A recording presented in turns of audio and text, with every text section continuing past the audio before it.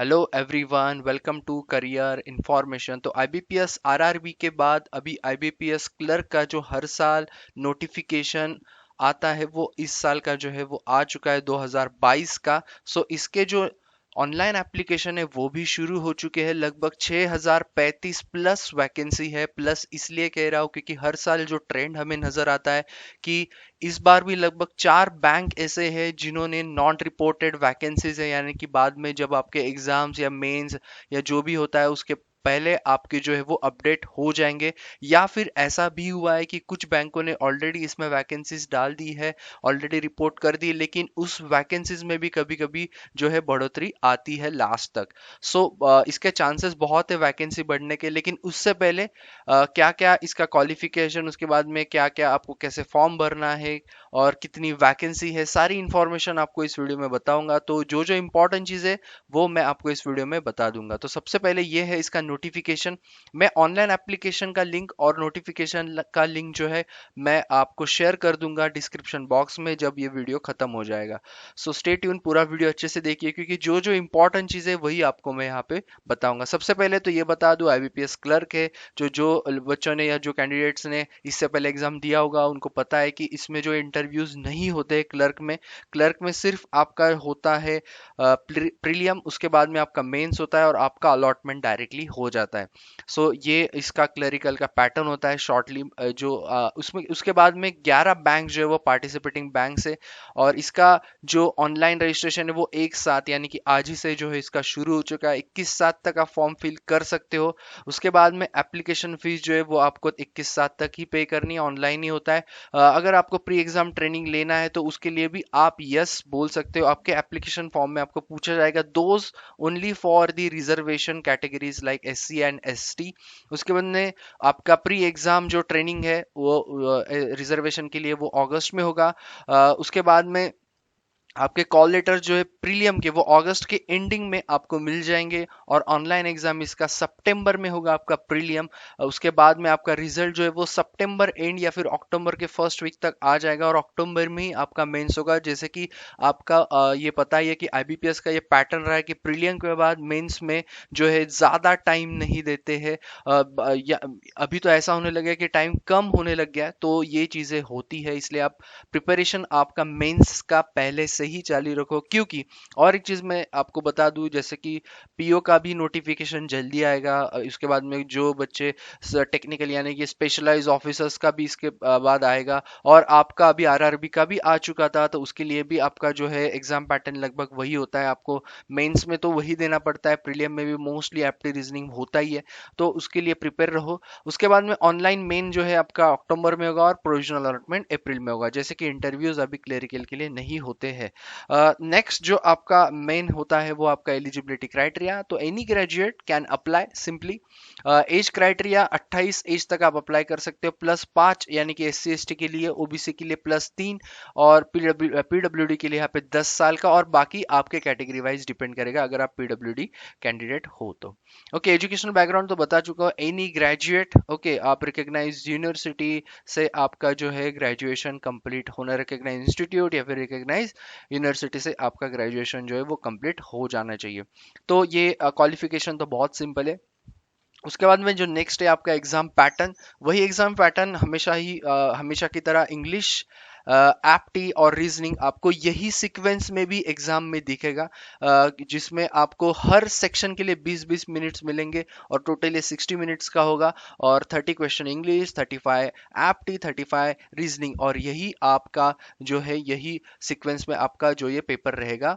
Okay, उसके बाद में आपको ईच जो आपका सेक्शन है उसके भी कट ऑफ लगता है, वो भी आपको क्लियर करना है और आपको ओवरऑल कट ऑफ भी क्लियर करना पड़ता है। और स्टेट वाइज हमेशा क्लरिकल के फॉर्म्स यानी कि क्लरिकल के वैकेंसीज होते हैं, तो आपका जो कट ऑफ है वो स्टेट वाइज लगेगा और उसमें भी कैटेगरी वाइज। ओके, तो ये होता है। इसके बाद का जो वीडियो आएगा कुछ दिन के बाद, मैं उसमें आपको प्रीवियस कट ऑफ्स के ट्रेंड्स बता दूंगा। हालांकि उस पर ज्यादा डिपेंड ना रहो, आपके एग्जाम पे फोकस करो क्योंकि हर साल जो कट ऑफ है वो थोड़ा बहुत चेंज होता है। मेंस एग्जामिनेशन जो है इसका इसका पैटर्न जो रहेगा आपका जनरल फाइनेंस अवेयरनेस, जिसमें 50 question 50 marks.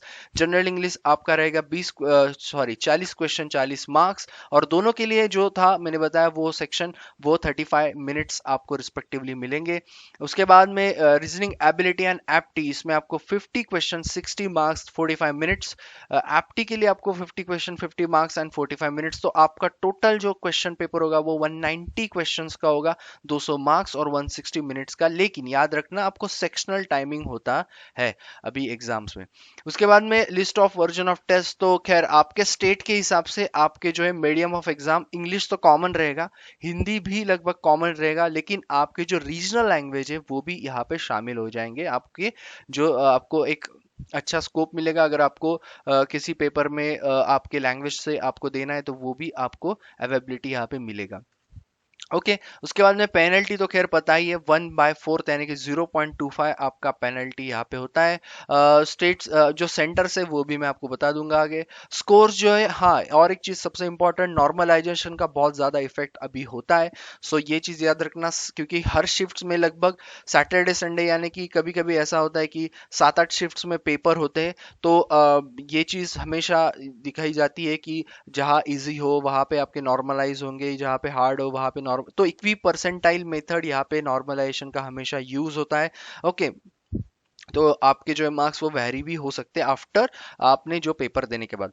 Cut off score तो मैंने बता दिया। प्रोविजनल अलॉटमेंट यानी कि आपका मेंस देने के बाद total marks allotted for online main exam marks will be converted into 100 for provisional allotment, a candidate should qualify in online main examination. यानी कि ये होता है आपका जो प्रीलियम होगा वो सिर्फ क्वालिफाइंग नेचर होगा, वो आपको स्क्रीनिंग टेस्ट करके यूज होगा और आपको सिर्फ मेंस की तरफ लेके जाएगा। मेंस जब आपका हो जाएगा वो 200 मार्क्स का रहेगा, जैसे मैंने आपको बताया 190 क्वेश्चन 200 मार्क्स, तो 200 का आपका 100 में कन्वर्ट हो जाएगा। लेकिन वहां पे भी आपको सेक्शनल, वहां पे भी आपको ओवरऑल कट ऑफ भी क्लियर करना पड़ता है। एंड देन आपका प्रोविजनल अलॉटमेंट जो है वो 100 नंबर के हिसाब से वहां पे लगेगा। ओके सो ये चीज आपका अप्रैल में होगा खैर, और उसमें कोई इंटरव्यूज नहीं है। अगर आपको बता रहा हूँ आपका कैटेगरी वाइज वो मेरिट लिस्ट लगेगा, जैसे आपकी कैटेगरीज है और जैसा आपका स्टेट से उसके हिसाब से आपका जो है वहां पे मेरिट लिस्ट लगाया जाएगा। ओके सो हर साल वही पैटर्न में होता है अप्रैल में। उसके बाद में हाउ टू अप्लाई, तो ये स्क्रीन पे अभी जो नजर आ रहा है आपको, यहाँ से आपको रजिस्ट्रेशन करना है, क्लिक हियर फॉर रजिस्ट्रेशन। अगर आप न्यू रजिस्टर्ड कैंडिडेट्स हो, अगर आप पहले से रजिस्टर करके रखे हो तो यहाँ से शुरू करो, आपके एंटर करके जो भी आपके रजिस्ट्रेशन नंबर या पासवर्ड, ये इसका लिंक मैं आपको दे दूंगा डिस्क्रिप्शन बॉक्स में, ठीक नोटिफिकेशन के लिंक के नीचे। सो वहां से आप डायरेक्टली अप्लाई कर सकते हो, आपको कहीं पे भी जाने की जरूरत नहीं। क्या क्या चीजें आपको जरूरी है, स्कैन आपका फोटोग्राफ्स, उसके बाद में signature, left thumb and handwritten declaration, ये चार चीजें आपको सिर्फ और सिर्फ जरूरी है, जिसमें फोटोग्राफ आपका लेटेस्ट वो तो होना ही है। सिग्नेचर याद रखना ब्लैक इंक से ही अभी से स्कैन करके रखो, क्योंकि बहुत सारे एप्लीकेशन फॉर्म्स में वही यूज होगा। लेफ्ट हैंड थंब भी स्कैन करके रखो। हैंड रिटन डिक्लेरेशन में आपको लिखना है आई, उसके बाद में आपको आपका नेम, और ये जो इटैलिक में लिखा है वही चीज आपको आपके ब्लैक इंक से कोई पेपर पे लिख के आपको स्कैन करना है। और याद रखना कैपिटल वगैरह में नहीं लिखना है। सिग्नेचर या फिर हैंड रिटन डिक्लेरेशन आपको जैसा रनिंग हैंड राइटिंग है उसमें ही आपका जरूरी है। तो ये चार डॉक्यूमेंट्स आपको जरूरी है। उसका साइज क्या चाहिए वो भी मैं आपको आगे बताऊंगा। ऑनलाइन पेमेंट ही आपको करना है, कोई चलन वगैरह नहीं करना है। 175 rupees SC ST PWD ex serviceman के लिए, वो 850 रुपीज वही अदर्स के लिए है। ओके तो जैसे मैंने आपको बताया चार आपके डॉक्यूमेंट्स रेडी रखो, क्योंकि हर फॉर्म में आपको मोस्टली बैंकिंग के सारे फॉर्म से यही चारों डॉक्यूमेंट्स, फिर वो SBI PO हो, या फिर IBPS RRB भरा हो, या PO आप भरने वाले हो आगे, क्लरिकल का भी भर रहे हो, या फिर SOB आप आगे अगर भरोगे, तो यही आपको पैटर्न नजर आएगा। ओके UPI वगैरह आप सारे इससे पेमेंट कर सकते हो यहाँ पे। ओके उसके बाद में जो आपकी इंपॉर्टेंट चीजें जैसे आती है वो है आपका कॉल लेटर, सो आपको ऑनलाइन ही मिलेगा।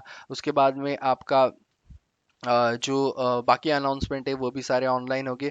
उसके बाद में सबसे इम्पोर्टेंट जो है आपकी वैकेंसीज, तो इन डिटेल मैं आपको इस वीडियो में तो नहीं बताऊंगा, आपको ये दे दूंगा, क्योंकि बहुत सारी वैकेंसी अलग अलग स्टेट वाइज है। जैसे मैंने आपको बताया 6035 प्लस वैकेंसीज है, और बाकी इंपॉर्टेंट चीज़ें मैं सिर्फ इस वीडियो में बता रहा हूँ। और एक चीज़, आपको वैकेंसी क्यों देखनी है वो मैं आपको रीज़न बताता हूँ। क्योंकि जब आप फॉर्म फिलअप करोगे तो आपको 11 बैंकों का प्रेफरेंस पूछा जाएगा। अगर आप समझो अंदमान अंडमान से हो तो आपको प्रेफरेंस उसी के हिसाब से देना है जहाँ पे वैकेंसी है, या फिर आपको उसी के वो भी ऐड करने हैं जो नॉन रिपोर्टेड है, क्योंकि बाद में रिपोर्टेड वो हो जाएंगे लास्ट तक। क्योंकि बड़े बड़े बैंक है जैसे कि बैंक ऑफ बड़ौदा और बैंक ऑफ महाराष्ट्र के वैकेंसीज बाद में ऐड हो जाएंगे, जिसमें वैकेंसीज हर साल होते हैं, इसलिए मैं बता रहा हूँ। जैसे कि आंध्र प्रदेश है, अरुणाचल प्रदेश है, आंध्र प्रदेश में 209 वैकेंसी है, अरुणाचल में 14 वैकेंसी है। वैकेंसीज का ये जो लिस्ट है इसका यूज मैं अभी से बोल रहा हूँ, आप पहले से एक लिस्ट बना के रखो कि आपको 11 बैंकों तो डालने ही है रेफरेंस प्रेफरेंस में। ऐसा नहीं कि कहीं पे जीरो लिखा है तो आप मत डालो, भरोसा नहीं कभी जाके ऐड हो जाए। तो आपको 11 के 11 बैंक आपको सीक्वेंस में डालना है जिसको आपको अप्लाई करना है। 157 आसाम, बिहार 281, चंडीगढ़ 12, उसके बाद में छत्तीसगढ़ जो है 104 वैकेंसी, दादरा एंड नगर हवेली दमन दीव उसमें आता है एक वैकेंसी। नॉन रिपोर्टेड अभी भी है सारे जो चार बैंक है, bank of Baroda, bank of Maharashtra, Indian bank और ओवरसीज बैंक, तो ये चारों बैंक के वैकेंसीज बाद में रिपोर्ट हो जाएंगे। 295 वैकेंसीज दिल्ली में है, गोवा में 71, गुजरात में 304, हरियाणा में 138, हिमाचल प्रदेश में 91, जम्मू कश्मीर में 35, झारखंड में लगभग 69, कर्नाटका 358, केरला में जो है 70, लद्दाख में यहाँ पे अभी तो कोई वैकेंसी नहीं है लेकिन आगे जाके ये वैकेंसी जरूर आ जाएगी। लक्षद्वीप में 5 वैकेंसी है, मध्य प्रदेश में 309 यानी कि 309, महाराष्ट्र में 775। महाराष्ट्र यूपी कुछ ऐसे स्टेट्स है जिसमें हमेशा ज्यादा वैकेंसीज होती है, यहाँ पे नॉन रिपोर्टेड भी अभी भी है, हर जगह पे 4 बैंक वही है। मणिपुर 4, उसके बाद मेघालय 6, मिजोरम 4, उसके बाद में नागालैंड 4, उड़ीसा 126, पौंडीचेरी 2 वैकेंसी, पंजाब 407, यहाँ पे भी अच्छी खासी वैकेंसीज होती है, राजस्थान 129, उसके बाद सिक्किम 11 वैकेंसी है, तमिलनाडु 288 जिसका कट ऑफ कभी कभी कम लगता है, तमिलनाडु कर्नाटका कुछ ऐसे स्टेट्स है। खैर ये चीजें बाद में डिस्कस करेंगे। तेलंगाना 99, त्रिपुरा 17, उत्तर प्रदेश 1089, जैसे मैंने आपको बताया महाराष्ट्र या फिर उत्तर प्रदेश में सबसे ज्यादा वैकेंसीज होती है, उत्तराखंड में 19, वेस्ट बंगाल 558। याद रखना 4 बैंक अभी नॉन रिपोर्टेड है, जैसे यहाँ पे मैंने पहले ही बताया। एग्जामिनेशन सेंटर्स आपके पास जो है प्रिलिमिनरी के लिए बहुत ज्यादा एग्जाम सेंटर्स होते हैं, आपके नजदीक आपके सिटी में भी होगा, सो आप वो सेंटर्स डाल सकते हैं, लेकिन मेंस का अच्छे से ध्यान से डालना क्योंकि कम यहाँ पे जो आपके जो है सेंटर्स होंगे, सो उस हिसाब से आप फिल करो। डायमेंशंस बता दूं, 20 से 50 KB जो आपका फोटोग्राफ साइज, उसके बाद में सिग्नेचर का जो है वो 10 से 20 KB, ब्लैक इंक मैंने ऑलरेडी आपको बताया। उसके बाद में आपका जो है लेफ्ट थंब जो है 20 से 50 KB, उसके बाद में आपका डिक्लेरेशन 50 से 100 KB तक चाहिए, यहाँ पे जरूरी है। तो ये है इसके डायमेंशंस। ओके तो मेरे ख्याल से सारी चीजें मैंने आपको बता दी है अभी जो जो इम्पोर्टेंट है इस फॉर्म के फिलअप के लिए। सो यस फॉर्म फिल करिए। इसका लिंक जो नोटिफिकेशन का और दूसरा कॉमन जो आपका रजिस्ट्रेशन का लिंक है वो भी मैंने आपको डिस्क्रिप्शन में दे दिया है, तो आप जाके इस फॉर्म को फिलअप करिए और सबसे इम्पोर्टेंट आपका सीक्वेंस लिख के रखिए और दूसरा आपके जो 4 डॉक्यूमेंट्स है वो रेडी रखो फॉर्म फिलअप करने के लिए। बस यही चीजें इंपॉर्टेंट है और बाकी आपके जैसे कि परसेंटेज आपका ग्रेजुएशन हुआ है तो वो डालना है, बाकी कोई भी डॉक्यूमेंट्स आपको नहीं डालना है 4 के अलावा। Okay so yes thank you all. Channel को सब्सक्राइब करो, बहुत सारे नोटिफिकेशन ऑलरेडी मैंने पोस्ट कर दिए ग्रेजुएशन पोस्ट ग्रेजुएशन या फिर बाकी टेक्निकल नॉन टेक्निकल पोस्ट के लिए, तो आप जाके चैनल पे चेक कर सकते हो। जॉब अलर्ट्स इसीलिए है ये चैनल कि हर दिन आपको यहाँ पे नोटिफिकेशन मिलते रहेंगे, सो सब्सक्राइब करना मत भूलना और आपके दोस्तों के साथ शेयर करो ज़्यादा से ज़्यादा ताकि सभी को फ़ायदा हो। और बहुत सारे वैकेंसीज अभी जो है इस चैनल पे आने वाले हैं। So thank you all the best and stay tune to the channel.